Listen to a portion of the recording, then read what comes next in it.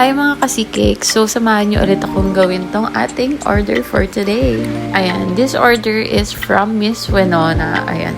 Thank you so much po for trusting. So, ang gagawin natin for today's video ay ay 3-tier cake. So, ayan. 3-tier cake siya with 24 pieces fondant cupcakes. So, ayan. Ang pinaka-challenging dito ay ito. Ang gumawa, ang mag-cover ng chocolate ganache. 10 by 5 na cake.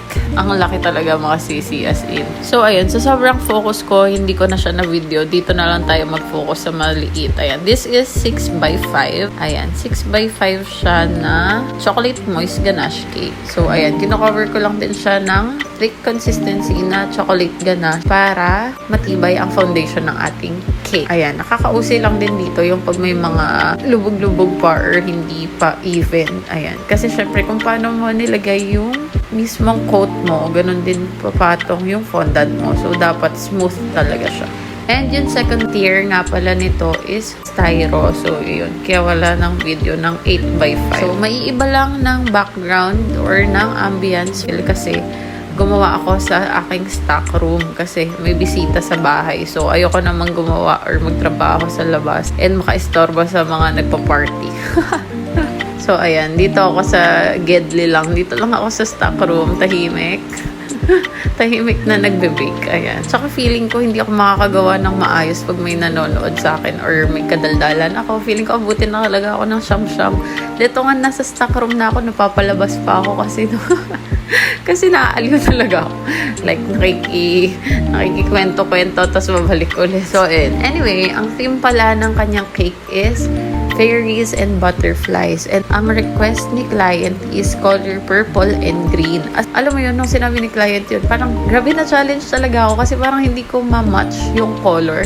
Ewan ko, or hindi lang kasi ako into purple. O kaya ako sa green, pero hindi ko siya nakikita na i-match sa purple. Parang never ko yun nakita. Like usual kasi purple, pink, mga ganun ba. Pero ito, bago sa akin to. Para sa akin ha. Ewan ko kung na-try niya na. So, ayun. Very challenging at the same time, natuwa ako sa result niya. So, ayun, dinodrawing ko kanina is yung fairies and yung number 1. Kasi wala akong mga template niyan, mga sis. Pero kung ganito rin yung gagawin nyo, I suggest mag-print out na lang kayo at huwag yan akong tularan. Ayan. Kasi last minute na, wala naman akong printer. So, nag-drawing na lang ako, di ba?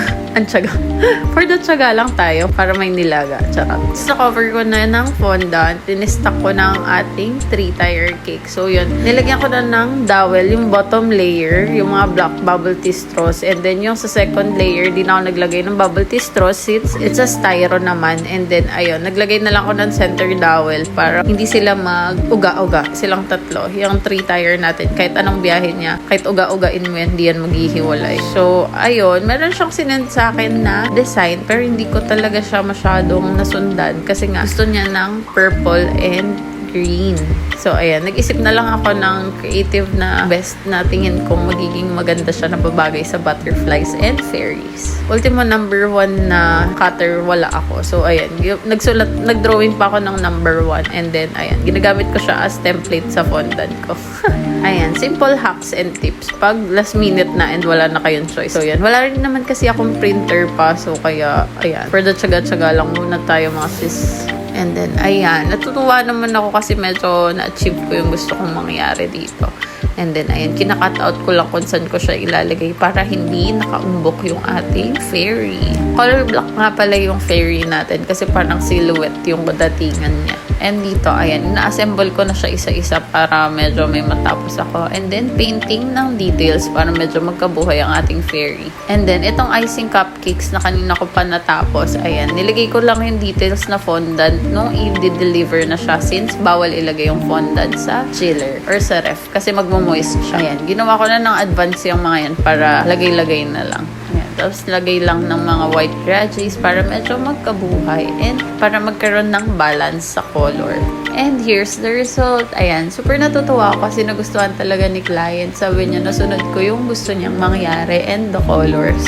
Kayo, what are your thoughts? Ayan, please don't forget to like, comment, and share. And also follow my page, Cakes by C Cake. Yun lang, share lang. Thank you. Bye!